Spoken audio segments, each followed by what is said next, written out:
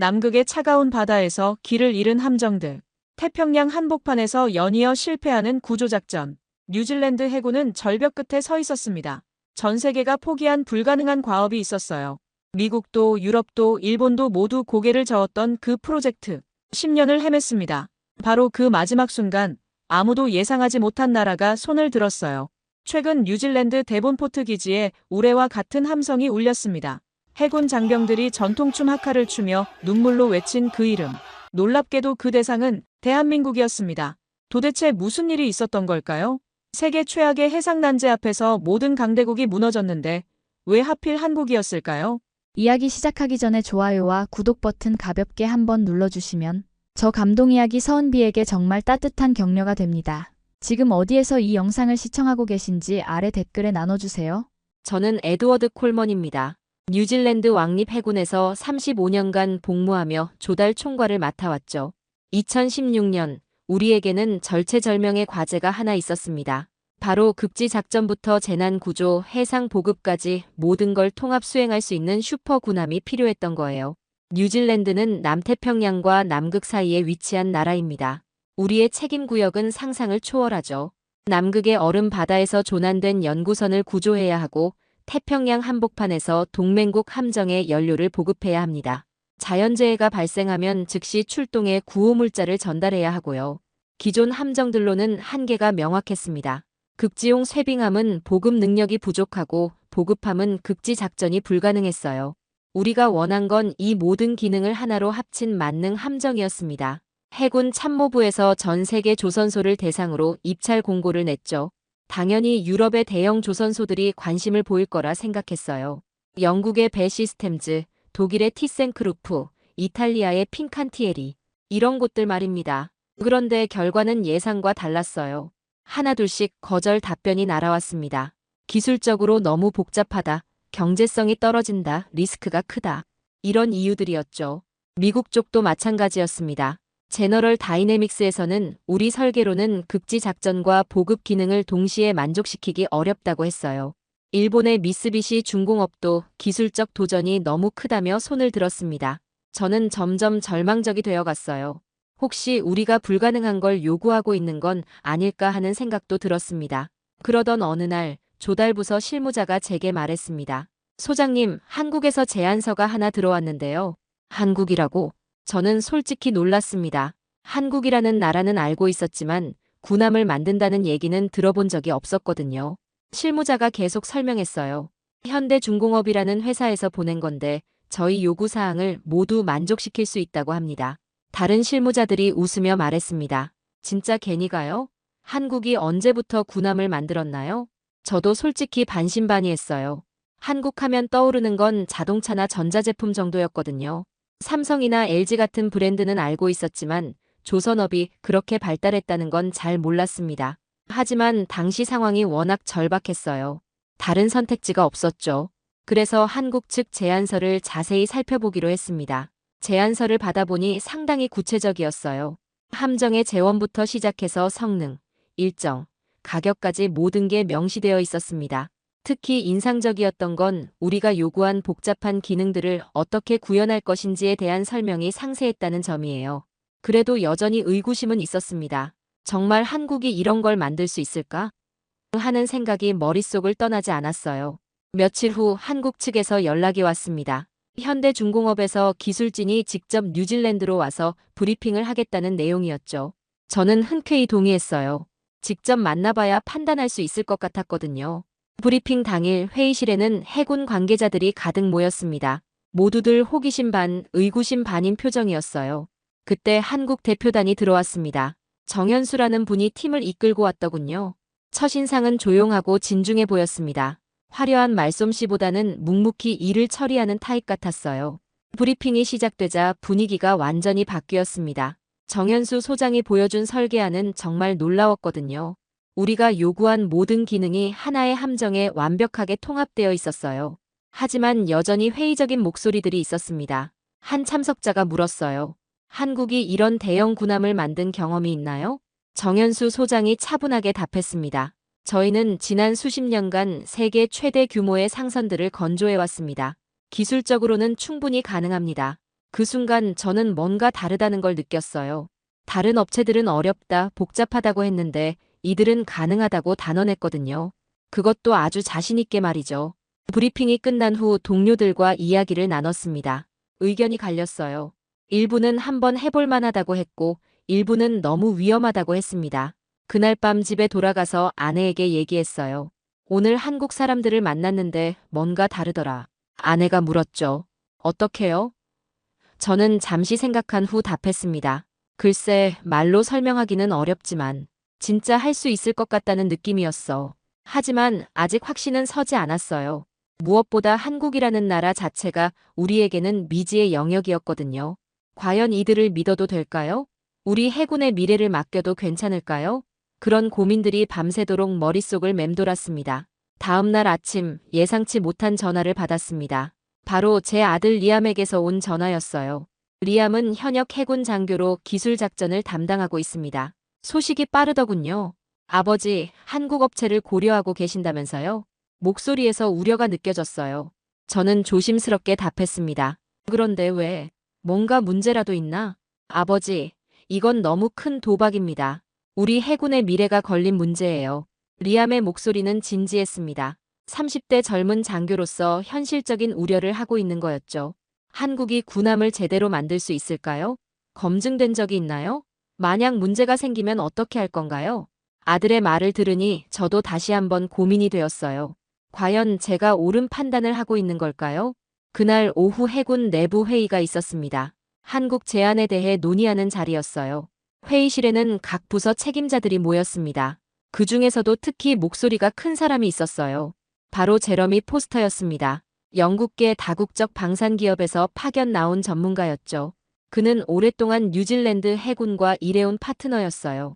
콜먼 소장, 이건 말이 안 됩니다. 제러미의 첫마디부터 날카로웠어요. 한국의 조선업이 발달했다는 건 인정합니다. 하지만 상선과 군함은 완전히 다른 영역이에요. 군함은 생존성, 은밀성, 전투력 등 복잡한 요소들이 모두 고려되어야 합니다. 다른 참석자들도 고개를 끄덕였어요. 일리 있는 말이었거든요. 게다가 우리가 요구한 건 단순한 군함이 아닙니다. 극지 작전용 다목적 함정이에요. 세계에서 몇 개 나라나 만들 수 있는 고난도 기술입니다. 제러미는 계속 말을 이어갔어요. 영국이나 독일, 프랑스 같은 나라들도 어렵다고 하는 프로젝트를 한국이 할 수 있다고 생각하시나요? 이건 뉴질랜드 해군 역사상 최대의 실수가 될 겁니다. 회의실 분위기가 점점 한국에게 불리해졌어요. 제러미의 논리가 설득력 있게 들렸거든요. 작전부장이 말했습니다.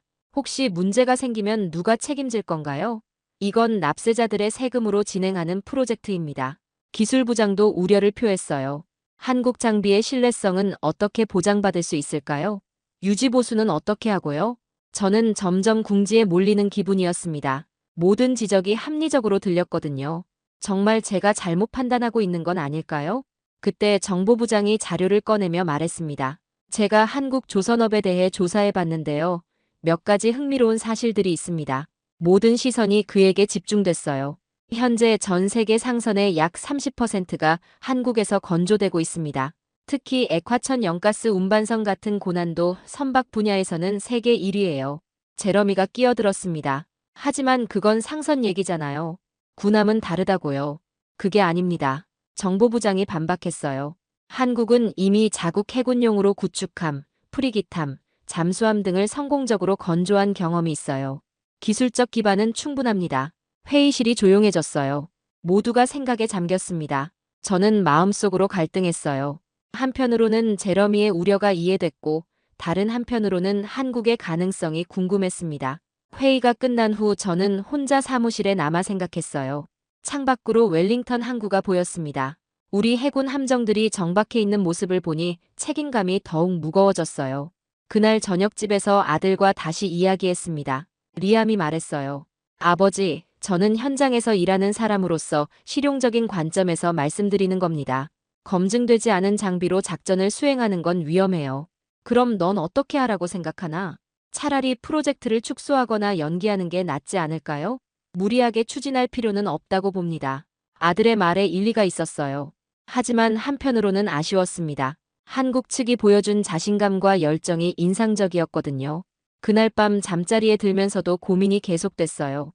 과연 어떤 선택이 옳은 걸까요? 안전한 길을 택해야 할까요? 아니면 새로운 가능성에 도전해야 할까요? 다음 날 아침 출근하니 제러미가 찾아왔어요. 그는 더욱 강경한 입장이었습니다. 콜먼 소장, 이 건은 정말 재고해야 합니다. 만약 문제가 생기면 책임질 수 있으세요? 제러미의 압박이 계속됐어요. 하지만 저는 뭔가 석연치 않은 기분이 들었습니다. 왜 이렇게 한국을 막으려고 하는 걸까요? 혹시 다른 이유가 있는 건 아닐까요? 그런 의구심이 들던 차에 한국 측에서 추가 자료를 보내왔어요. 그들이 건조한 다른 함정들의 성능 데이터와 운용 실적이었습니다. 자료를 보니 생각보다 인상적이었어요. 하지만 여전히 주변의 반대 목소리는 컸습니다. 아들의 우려, 제러미의 압박, 동료들의 회의론. 저는 점점 외로워졌어요. 과연 제가 혼자만 옳다고 생각하고 있는 건 아닐까요? 그러면서도 한국에 대한 호기심은 더욱 커졌습니다. 이들이 정말 무엇을 할 수 있는지 직접 확인해 보고 싶었어요. 말로만 듣는 것과 직접 보는 건 다르니까요. 드디어 결정적인 순간이 왔습니다. 한국현대중공업에서 상세 설계안을 보내온 거예요. 두꺼운 서류 뭉치를 받아든 순간 제 마음도 두근거렸습니다. 사무실에서 동료들과 함께 설계도를 펼쳐놓고 살펴봤어요. 첫 페이지부터 충격이었습니다. 우리가 요구했던 모든 기능이 하나의 함정에 완벽하게 들어가 있었거든요. 이게 정말 가능한 건가요? 기술부장이 놀라며 말했습니다. 함정의 재원부터 살펴봤어요. 전장 173m, 전폭 25m, 배수량 26,000톤. 우리가 원했던 크기와 정확히 일치했습니다. 하지만 진짜 놀라운 건 따로 있었어요. 환경 친화형 함정이라고 되어 있네요. 이게 무슨 뜻이죠? 저는 한국 측에 문의했습니다. 답변이 빨리 왔어요. 저희는 이 함정을 엔바이런십으로 설계했습니다. 환경을 보호하면서도 최고 성능을 발휘할 수 있도록 한 겁니다. 정현수 소장이 화상회의로 직접 설명해줬어요. 남극과 태평양은 지구의 보물 같은 곳입니다. 이런 곳에서 운용되는 함정은 환경에 최소한의 영향만 주어야 한다고 생각합니다. 그의 말을 들으니 감동이 밀려왔어요. 단순히 기술적 성능만 고려한 게 아니라 철학이 담겨 있었거든요. 추진 시스템도 놀라웠습니다. 하이브리드 코들레드 시스템이라는 게 적용되어 있었어요. 일반 항해 시에는 디젤 엔진으로, 고속 항해나 전투 상황에서는 가스터빈으로 전환되는 방식이었습니다. 연료 효율성이 기존 함정보다 30% 향상됩니다. 한국 측 설명이었어요. 이는 우리에게 매우 중요한 부분이었습니다. 뉴질랜드에서 남극까지는 상당한 거리거든요. 연료 효율이 높을수록 작전 반경이 넓어지는 거였어요. 선체 설계도 독특했습니다. 웨이브 피어싱 방식이라고 했어요. 파도를 뚫고 지나가는 설계라는 뜻이었습니다. 거친 바다에서도 안정적인 항해가 가능합니다. 멀미도 줄어들고요. 실무진들이 웃으며 말했어요. 멀미가 줄어든다니 이거 중요한데요. 농담처럼 들릴 수 있지만 실제로는 매우 중요한 요소였습니다. 장시간 항해 시 승조원들의 컨디션이 작전 성공을 좌우하거든요. 보급시설도 놀라웠어요. 담수 100만 리터를 저장할 수 있고 23개 컨테이너를 동시에 수용할 수 있었습니다. 이 정도면 웬만한 재해 지역에서 한 달은 버틸 수 있는 양이었어요. 혹시 극지작전은 어떻게 대비하셨나요? 저는 가장 중요한 질문을 했습니다. 남극 작전이 우리의 핵심 요구사항이었거든요. 선체 전체가 아이스 클래스 1A 등급입니다. 1m 두께의 얼음도 뚫고 지날 수 있어요.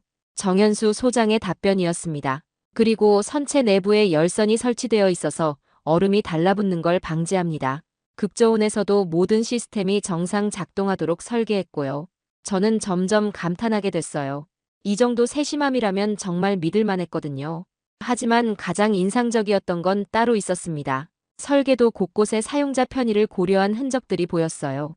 의무실은 본격적인 병원 수준이었습니다. 수술실, 엑스레이실, 중환자실까지 갖춰져 있었어요.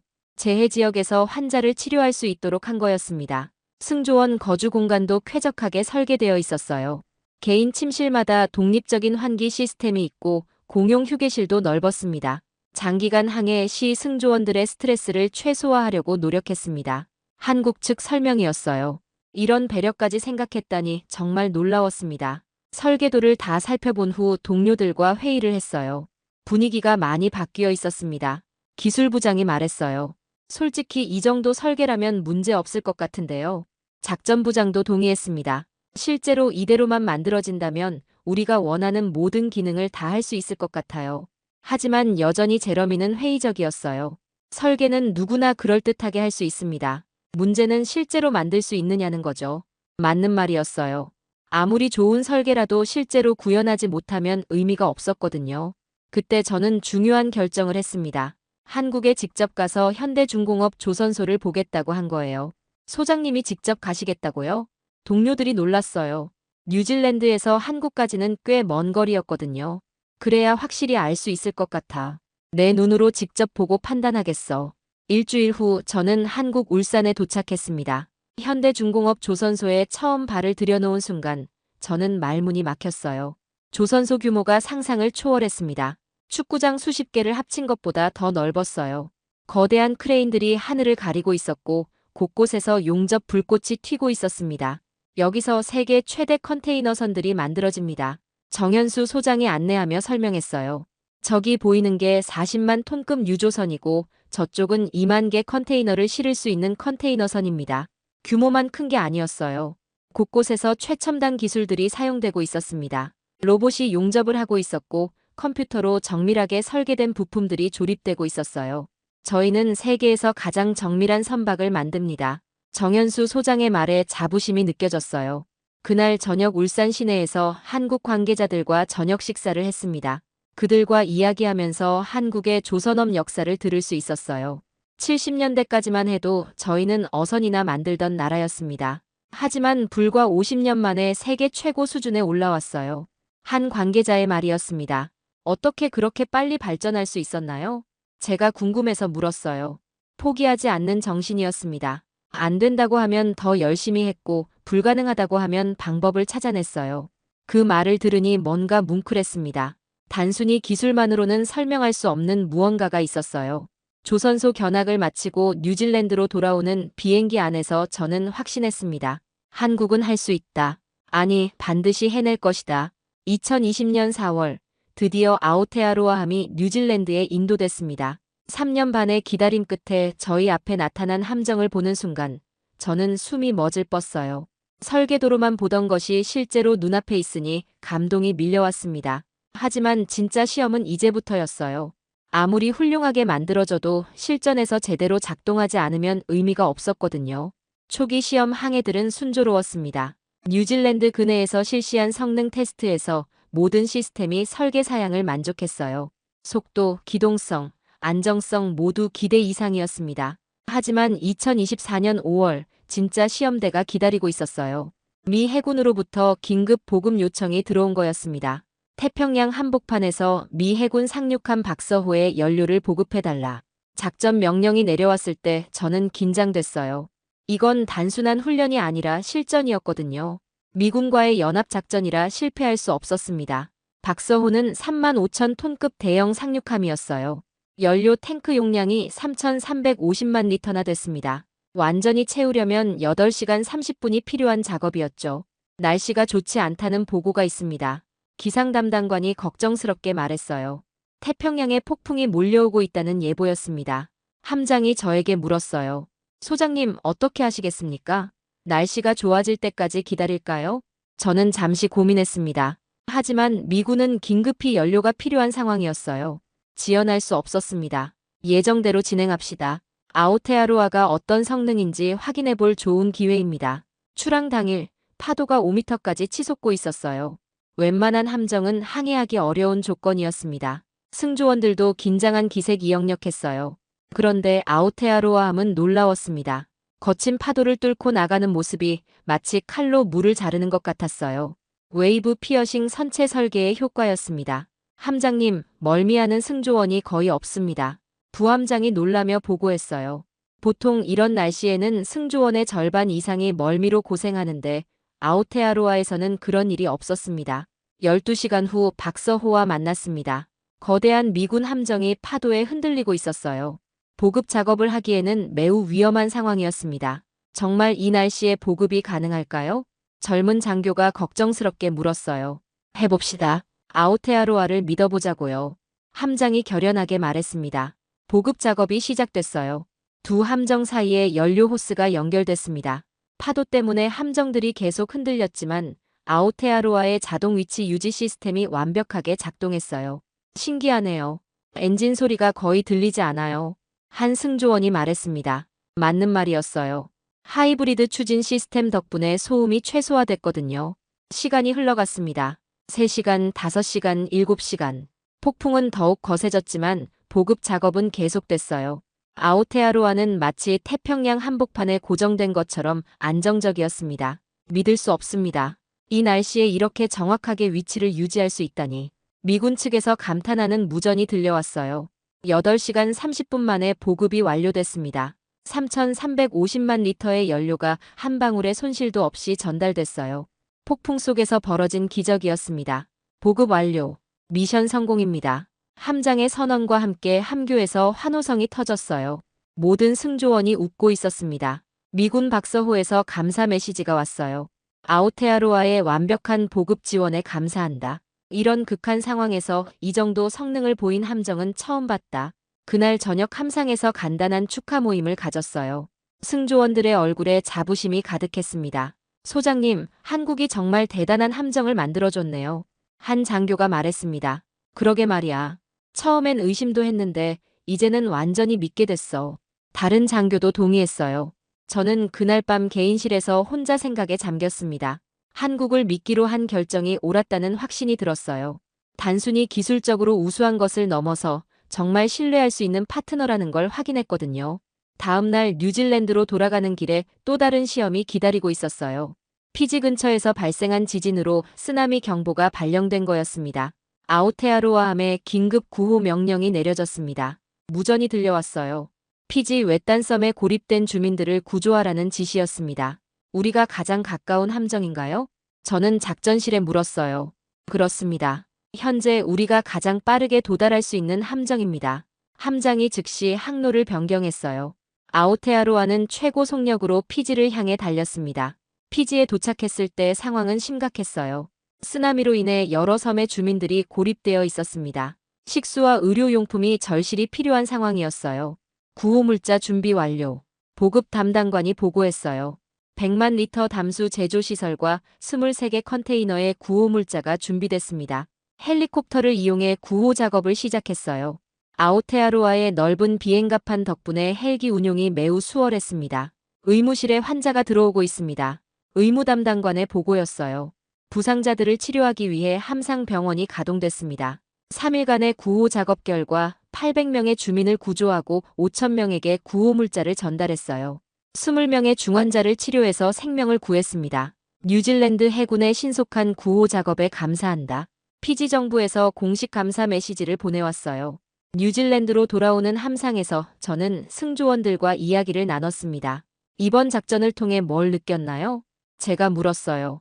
아오테아로아가 정말 만능 함정이라는 걸 확인했습니다. 군사작전부터 인도적 구호까지 뭐든 할 수 있어요. 한 장교의 답변이었어요. 한국이 우리가 원했던 바로 그 함정을 만들어준 것 같습니다. 다른 장교도 동의했습니다. 그날 밤 저는 아내에게 전화를 걸었어요. 여보, 한국이 정말 기적을 만들어줬어.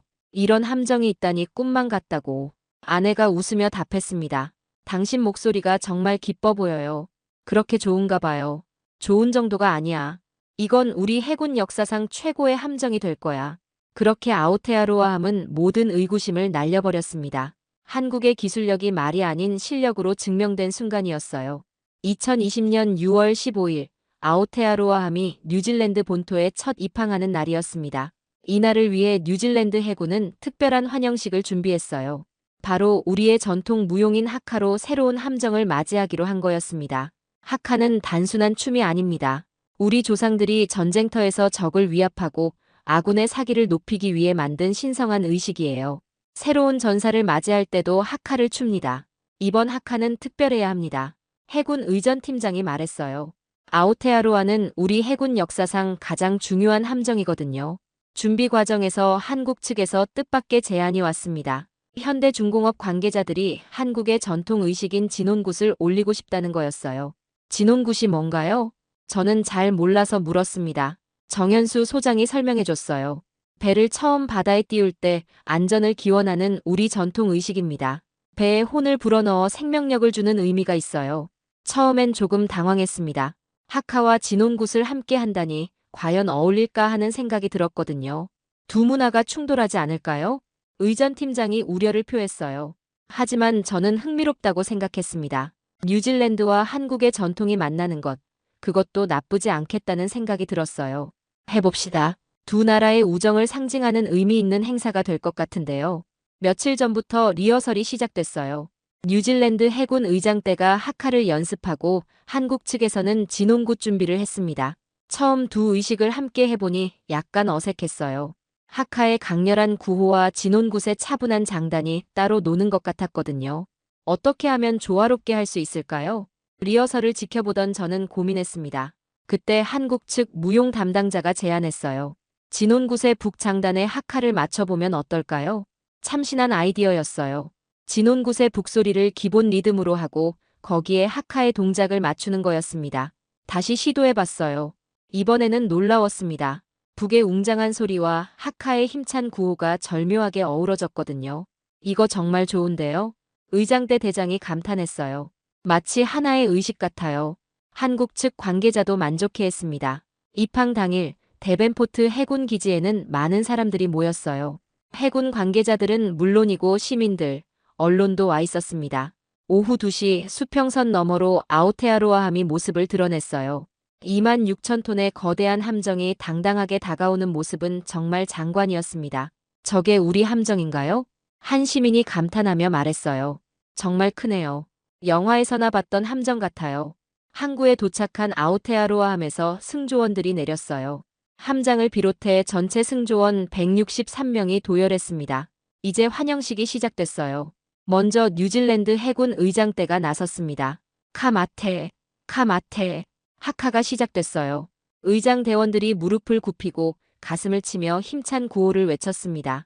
보는 사람들의 심장이 두근거렸어요. 그때 한국 측에서 북소리가 울려 퍼졌습니다. 진온굿이 시작된 거예요. 흰 한복을 입은 무용수들이 나와서 차분하면서도 신성한 춤을 췄어요. 놀라운 일이 벌어졌습니다. 북소리에 맞춰 하카의 리듬이 변화하기 시작했어요. 처음에 격렬함에서 점점 장엄함으로 바뀌어 갔습니다. 진온굿의 무용수들이 함정 주위를 돌며 안전을 기원했어요. 그 뒤를 따라 하카 무용수들도 함께 움직였습니다. 마치 하나의 거대한 의식처럼 보였어요. 구경하던 사람들이 숨을 죽이고 지켜봤어요. 누구도 말하지 않았지만 모두가 감동받고 있다는 걸 느낄 수 있었습니다. 의식이 절정에 달했을 때 진온굿과 하카가 완벽하게 하나가 됐어요. 한국의 북소리와 뉴질랜드의 구호가 어우러지며 강렬한 에너지를 만들어냈습니다. 이건 정말 놀라워요. 옆에 서 있던 시민이 눈물을 글썽이며 말했어요. 두 나라가 이렇게 하나가 될 수 있다니. 의식이 끝나자 박수가 터져나왔어요. 참석자들이 모두 일어서서 박수를 쳤습니다. 5분 동안 박수가 계속됐어요. 그때 제 아들 리암이 제 곁으로 왔어요.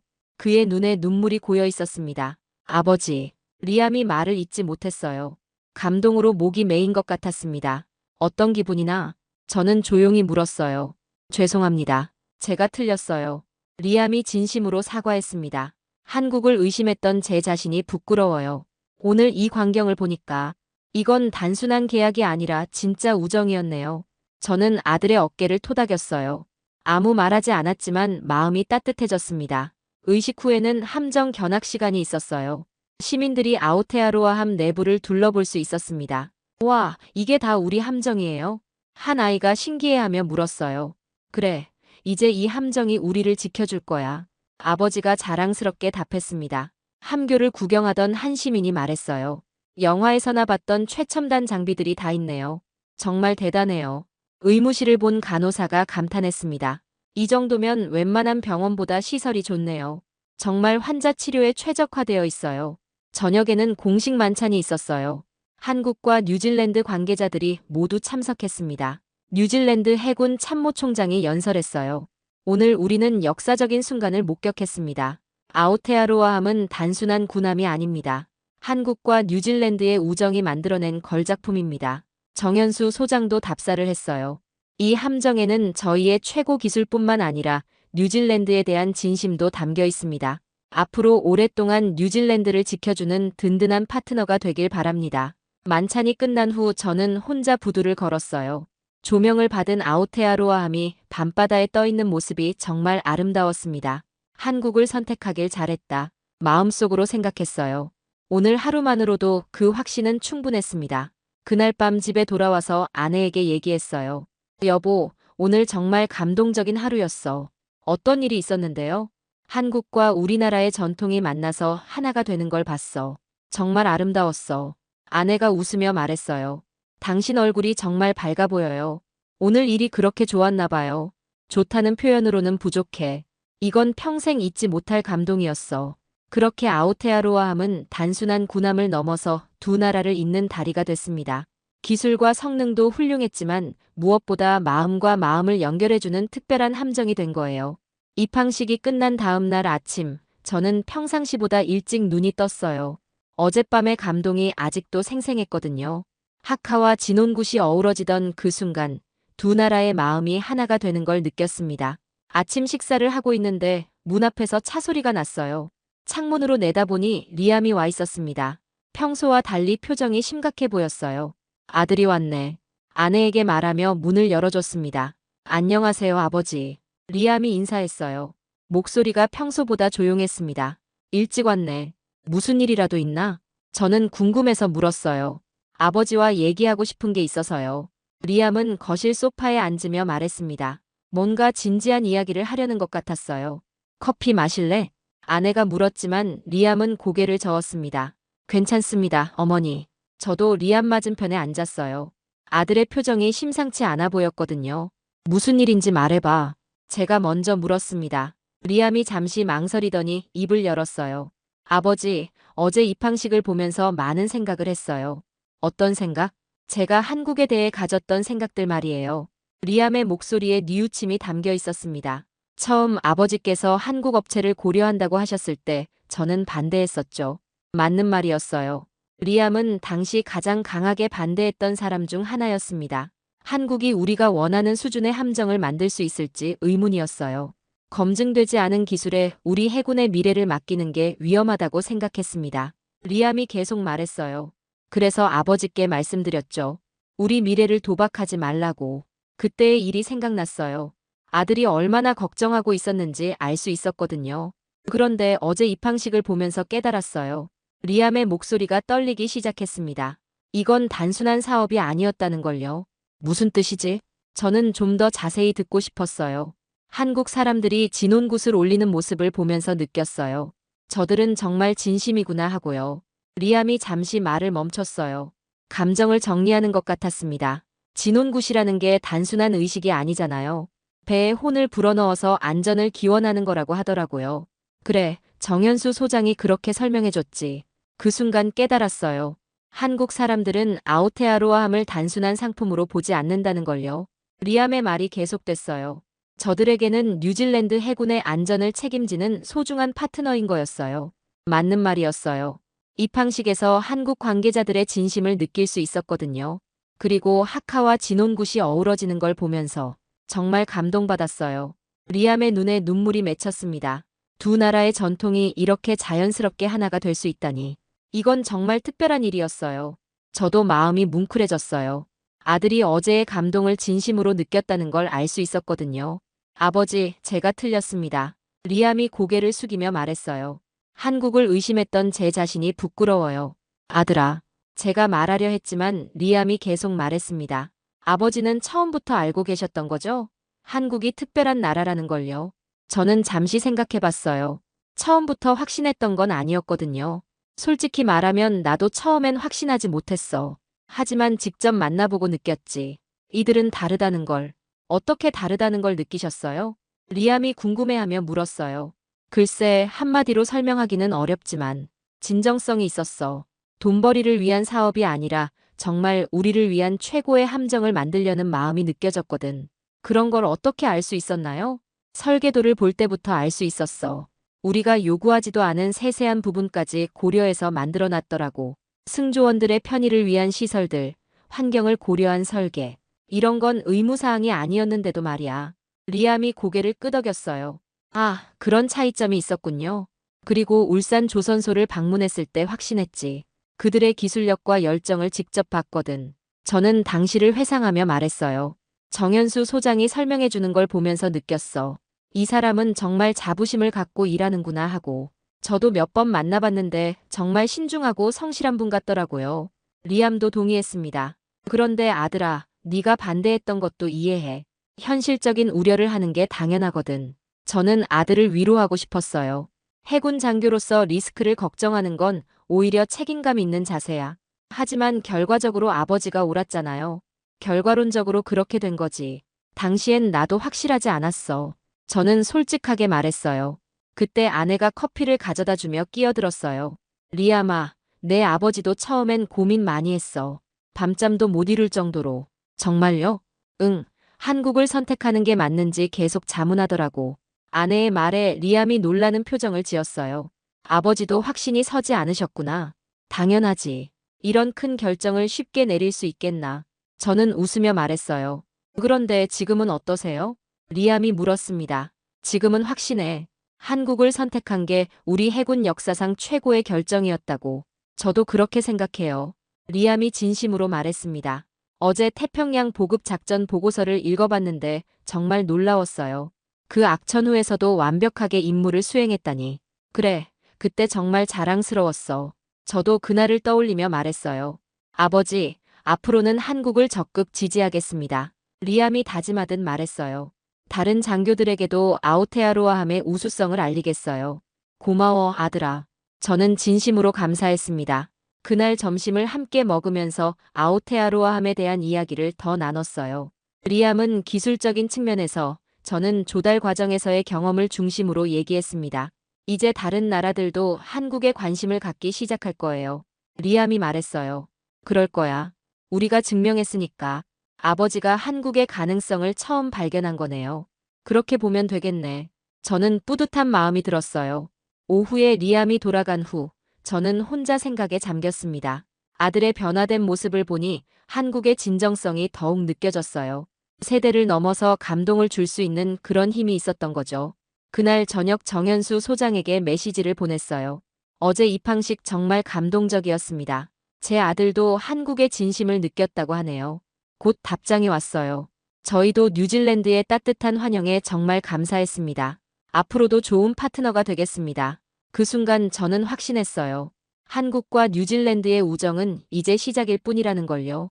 아우테아로아함의 성공적인 실전 운용과 감동적인 입항식 이후 분위기가 완전히 바뀌었습니다. 하지만 여전히 한 사람만은 인정하려 하지 않았어요. 바로 제러미 포스터였습니다. 제러미는 영국계 다국적 방산기업의 전무로 뉴질랜드 해군과 오랫동안 일해온 파트너였어요. 아우테아로아함 프로젝트 초기부터 한국 참여를 강력히 반대했던 인물이기도 했죠. 태평양 보급 작전 성공 소식이 전해진 지 일주일 후 제러미가 제 사무실을 찾아왔어요. 평소보다 표정이 어두워 보였습니다. 콜먼 소장, 시간 좀 내주실 수 있나요? 물론이죠. 앉으세요. 저는 그를 맞아들였어요. 한국 함정 얘기 때문에 왔습니다. 제러미가 단도직입적으로 말했어요. 아우테아로아함 말씀이시군요.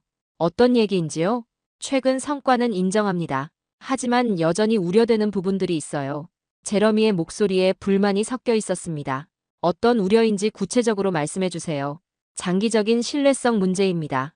몇 번 성공했다고 해서 앞으로도 계속 문제 없을 거라고 보장할 수 있나요? 제러미의 지적이었어요. 그건 어떤 장비든 마찬가지 아닌가요? 영국이나 독일 함정도 처음엔 검증 과정을 거쳤을 텐데요. 저는 반박했어요. 하지만 우리는 수십 년의 경험과 노하우가 있습니다. 한국은 아직 그런 축적된 경험이 부족해요. 제러미가 강변했습니다. 하지만 저는 더 이상 그의 주장에 설득당하지 않았어요. 제러미, 솔직히 말씀드리겠습니다. 당신의 우려는 이해하지만 현실은 다르게 증명되고 있어요. 무슨 뜻인가요? 아우테아로아함은 이미 우리가 요구한 모든 성능을 입증했습니다. 더 이상 가정에 기반한 우려를 할 필요가 없어요. 저는 단호하게 말했어요. 제러미의 표정이 굳어졌습니다.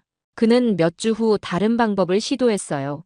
언론을 통해 한국 장비의 문제점을 제기하기 시작한 거였습니다. 어느 날 신문에 이런 기사가 실렸어요. 뉴질랜드 해군의 한국산 함정, 과연 안전한가? 라는 제목이었습니다. 기사 내용은 익명의 방산업계 전문가 의견을 인용한 것이었어요. 한국의 군함 기술은 아직 검증 단계에 있다. 장기적 운용에서 예상치 못한 문제가 발생할 수 있다 이런 내용들이었죠. 저는 즉시 누가 이런 정보를 흘렸는지 알 수 있었어요. 제러미의 수법이었거든요. 다음날 해군 간부 회의에서 이 문제가 거론됐어요. 언론에서 우리 함정을 문제 삼고 있습니다. 홍보 담당관이 우려를 표했어요. 어떻게 대응하시겠습니까? 제러미도 회의에 참석해 있었어요.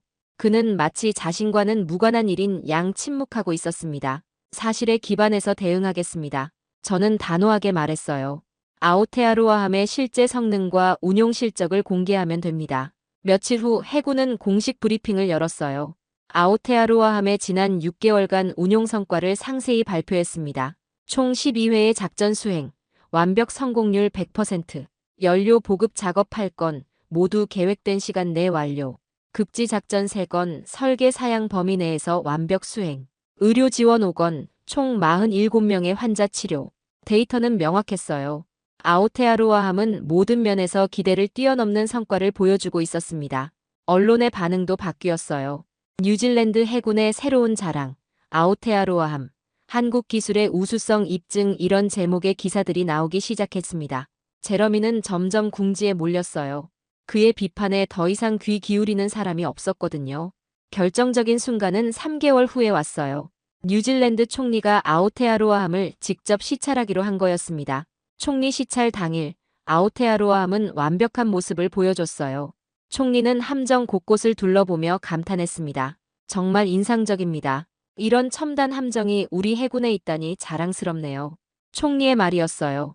한국의 기술력이 이 정도인 줄 몰랐습니다. 함정 견학을 마친 후 총리가 공식 발언을 했어요.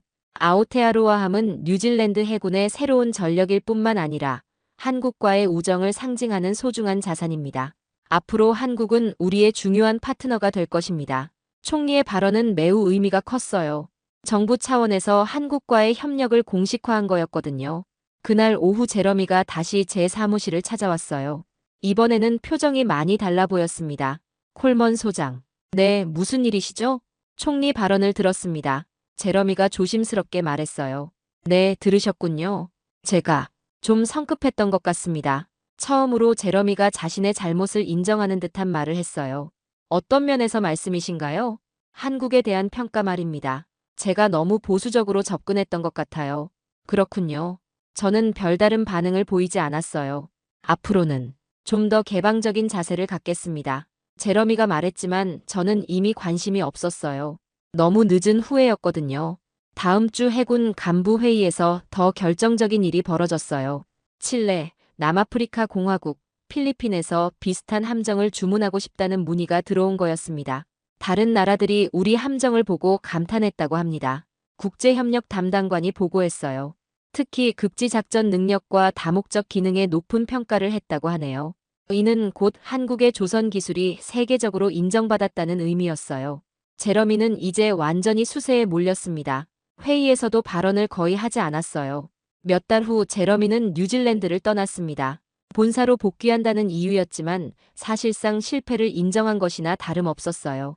그가 떠나기 전 마지막으로 저를 찾아왔어요. 콜먼 소장, 그동안 수고 많으셨습니다. 네, 제러미 씨도요. 한 가지만 인정하겠습니다. 뭘 말씀이시죠?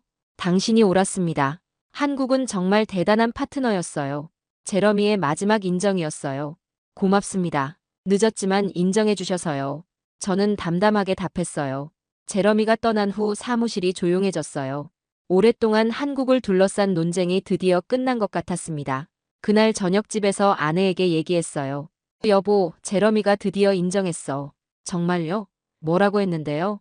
한국이 대단한 파트너라고 하더라고. 그래도 늦게나마 인정한 게 다행이에요. 하지만 이미 늦었지. 기회는 지나가 버렸어. 저는 약간 씁쓸한 마음이 들었어요. 제러미가 처음부터 열린 마음으로 접근했다면 더 좋았을 텐데 하는 생각이 들었거든요. 하지만 결과적으로는 한국의 우수성이 더욱 부각됐어요. 반대가 심했던 만큼 성공했을 때의 임팩트도 더 컸거든요. 이제 뉴질랜드 해군에서 한국을 의심하는 사람은 아무도 없었습니다. 모두가 아오테아루아함을 자랑스러워했고 한국을 신뢰할 수 있는 파트너로 인정했어요. 그렇게 마지막 회의론자도 무너졌습니다. 한국의 실력 앞에서는 어떤 편견도 소용없었던 거죠. 2024년 말 아오테아로아함이 뉴질랜드에 인도된 지 4년이 지났습니다. 이제는 그 누구도 한국의 조선 기술을 의심하지 않아요. 오히려 전 세계가 한국을 주목하고 있습니다. 지난달 제가 오스트레일리아 해군 컨퍼런스에서 강연을 할 기회가 있었어요. 주제는 21세기 해군 장비 도입의 새로운 패러다임이었습니다. 청중 대부분이 아오테아로아함 이야기를 듣고 싶어 했어요. 소장님, 한국을 선택하게 된 결정적 이유가 뭐였나요? 호주 해군 준장이 질문했어요. 기술력도 중요했지만 가장 큰 이유는 신뢰였습니다. 저는 확신을 갖고 답했어요. 신뢰라고 하시면 한국은 약속을 지키는 나라입니다. 납기, 성능, 가격 모든 면에서 계약 사항을 완벽하게 이행했어요. 청중들이 고개를 끄덕였습니다. 게다가 그들은 우리가 요구하지도 않은 부분까지 세심하게 배려했어요. 이건 단순한 사업이 아니라 진정한 파트너십이었습니다. 강연 후 많은 사람들이 저에게 다가와 질문했어요. 대부분 한국과의 협력 가능성에 대한 내용이었습니다. 우리도 한국과 비슷한 프로젝트를 진행할 수 있을까요? 칠레 해군 대령이 물었어요. 물론입니다. 한국은 각국의 특수한 요구사항에 맞춰 함정을 설계할 수 있는 능력이 있어요. 실제로 칠레는 몇 달 후 한국의 다목적 지원함을 주문했습니다. 아오테아로아함을 벤치마킹한 설계였어요. 남아프리카 공화국도 마찬가지였어요. 그들은 연안 경비와 해상 구조를 동시에 할 수 있는 함정이 필요했는데 한국이 완벽한 솔루션을 제시했습니다. 한국의 설계 철학이 우리와 잘 맞습니다. 남아공 해군 제독이 말했어요. 실용적이면서도 경제적이고 무엇보다 사용자 중심적이에요. 필리핀도 한국에 관심을 보였어요. 그들은 태풍이 자주 발생하는 지역 특성상 내구성이 뛰어난 함정이 필요했거든요. 아오테아로아함의 극지 내구성을 보니 우리가 원하는 바로 그것입니다. 필리핀 해군 참모총장의 말이었어요. 이런 반응들을 보면서 저는 뿌듯했어요. 한국의 우수성을 처음 발견한 사람 중 하나라는 자부심도 있었고요. CNN에서도 특집 프로그램을 만들었어요. 한국의 조선업, 세계 질서를 바꾸다라는 제목이었습니다. 프로그램에서 저도 인터뷰했어요. 한국이 조선업계의 게임 체인저가 됐다고 보시나요? 기자가 물었습니다. 그렇습니다. 한국은 단순히 배를 만드는 게 아니라 고객의 니즈를 완벽하게 파악해서 최적의 솔루션을 제공해요. 구체적으로 어떤 점이 다른가요? 기존 업체들은 자신들의 기술에 고객을 맞추려 했어요. 하지만 한국은 고객의 요구에 자신들의 기술을 맞춰요. 이게 큰 차이점입니다. BBC에서도 다큐멘터리를 제작했어요. 조용한 혁명 한국 조선업의 부상이라는 프로그램이었습니다. 제가 울산 조선소를 처음 방문했던 장면도 재현됐어요. 그때의 충격과 감동을 다시 한번 생각해 볼 수 있었습니다. 소장님께서 한국을 신뢰하게 된 결정적 순간이 있었나요? 제작진이 물었어요. 울산 조선소를 견학했을 때였습니다. 그 규모와 기술력을 직접 보니 확신이 들었어요. 어떤 점이 가장 인상적이었나요? 정밀함과 효율성이었어요. 거대한 함정을 마치 정밀기계 만들듯이 조립하고 있더라고요. 프로그램이 방영된 후 전 세계적으로 반향이 일었어요. 각국 해군에서 한국 조선업에 대한 문의가 쇄도했습니다. 가장 놀라운 건 한국의 태도였어요. 갑자기 세계적인 주목을 받게 됐는데도 전혀 우쭐해하지 않더라고요. 정현수 소장과 통화했을 때 그가 말했어요. 저희는 그냥 맡은 일을 열심히 했을 뿐입니다. 과찬해 주셔서 감사하지만 앞으로도 겸손하게 최선을 다하겠습니다. 이런 겸손함이 한국의 진짜 힘이라는 생각이 들었어요. 작년에는 런던에서 열린 국제 해군 심포지엄에 참석했습니다. 그곳에서 충격적인 광경을 목격했어요. 한국 모델을 벤치마킹해야 한다. 영국 해군 제독이 공개적으로 말한 거였습니다. 고객 중심적 설계, 완벽한 품질 관리, 정신 앞기. 이 모든 걸 배워야 합니다. 독일 해군 관계자도 동의했어요. 한국은 이제 우리가 따라가야 할 기준이 됐습니다. 믿기 어려운 일이었어요. 불과 10년 전만 해도 한국을 의심했던 그들이 이제는 한국을 스승으로 여기고 있었거든요. 제인스 디펜스라는 권위 있는 군사 전문지에서도 특집을 다뤘어요. 한국 해군 장비의 새로운 교과서라는 제목이었습니다. 기사에서 저의 말도 인용됐어요. 한국은 조용히 그러나 정확하게 영웅이 됐다. 이들은 기술력뿐만 아니라 신뢰라는 무형의 자산을 보여줬다. 요즘 강연할 때마다 저는 꼭 이 말을 합니다. 기술은 모방할 수 있지만 신뢰는 모방할 수 없습니다. 한국이 성공한 이유는 바로 여기에 있어요. 청중들이 가장 관심 있어 하는 질문은 이겁니다. 한국의 성공 비결이 뭐라고 보십니까? 저는 이렇게 답해요. 완벽주의와 고객 제일주의입니다. 그들은 절대 타협하지 않아요. 실제로 아오테아로아함 운용 5년째인 지금까지 단 한 번의 큰 문제도 없었어요. 정기 점검 때마다 한국 기술진들이 와서 꼼꼼히 관리해 주거든요. 혹시 문제가 생기면 24시간 내에 해결해 드리겠습니다. 정현수 소장의 약속이었는데 다행히 그런 일은 없었어요. 애초에 문제가 생기지 않도록 설계했거든요. 지난주에는 뉴질랜드 해군사관학교에서 특별 강의를 했어요. 미래의 해군 장교들에게 아오테아로아함 이야기를 들려준 거였습니다. 소장님, 처음 한국을 선택하실 때 두렵지 않으셨나요? 한생도가 질문했어요. 물론 두려웠지. 하지만 때로는 용기 있는 선택이 최고의 결과를 만들어내. 만약 다시 선택할 기회가 있다면 어떻게 하시겠어요? 망설임 없이 한국을 선택하겠어. 아니, 더 빨리 선택했어야 했다고 후회하고 있어. 생도들이 웃었어요. 그만큼 한국이 훌륭한 파트너라는 뜻이군요. 그래, 정말 믿을 수 있는 파트너야. 강해 후 한생도가 따로 찾아왔어요. 소장님, 저도 나중에 한국과 일할 기회가 있을까요? 물론이지. 앞으로 한국과의 협력은 더욱 확대될 거야. 정말 그럴 것 같아요. 한국은 이제 전 세계 해군의 파트너가 됐거든요. 최근 통계를 보니 놀라웠어요. 지난 3년간 한국이 수출한 함정이 20척이 넘더라고요. 모두 아오테아로아함을 벤치마킹한 설계였습니다. 한국이 정말 세계를 바꾸고 있네요. 동료가 감탄하며 말했어요. 그러게 말이야. 조용히 하다 보니 어느새 최고가 돼 있더라고. 저는 정말 자랑스러웠어요. 한국의 가능성을 처음 알아본 사람 중 하나라는 사실이 뿌듯했거든요. 얼마 전 정현수 소장으로부터 특별한 소식을 들었어요. 소장님, 저희가 차세대 무인 함정 개발에 착수했습니다. 무인 함정이라고요? 네, 인공지능으로 운용되는 완전 자율 함정입니다. 3년 후 첫 시제품이 나올 예정이에요. 또 한 번 놀랐습니다. 한국은 현재에 만족하지 않고 계속 미래를 준비하고 있었어요. 혹시 관심 있으시면 테스트에 참여해 보시겠어요? 당연히 관심 있습니다. 꼭 참여하고 싶어요. 저는 즉시 답했어요. 한국의 다음 혁신을 또다시 목격하고 싶었거든요. 지금 생각해보면 2016년 한국을 선택한 결정은 제 인생 최고의 판단이었어요. 단순히 좋은 함정을 얻은 게 아니라 믿을 수 있는 평생 파트너를 만난 거였거든요. 아들 리암도 이제는 한국 전문가가 됐어요.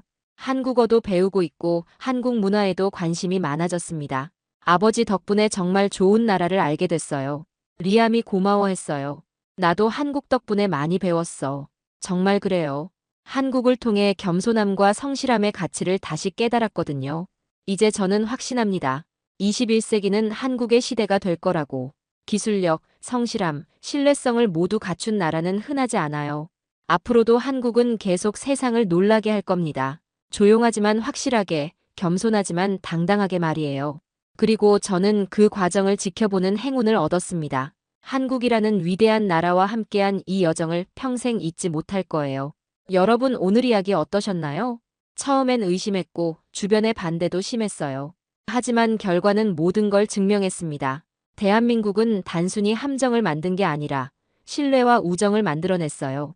기술력으로 시작했지만 진심으로 끝난 이야기였습니다. 대한민국이라는 나라가 보여준 겸손함과 완벽함, 그리고 약속을 지키는 신뢰성은 전 세계를 감동시켰어요. 이건 단순한 성공 스토리가 아니라 한 나라가 어떻게 진정한 영웅이 될 수 있는지 보여준 감동적인 서사였습니다. 여러분도 이런 감동을 받으셨나요? 댓글로 여러분의 생각을 들려주세요. 이 이야기가 좋았다면 좋아요와 구독 부탁드려요. 그리고 주변 분들에게도 한국의 이런 멋진 이야기를 공유해 주시면 감사하겠습니다.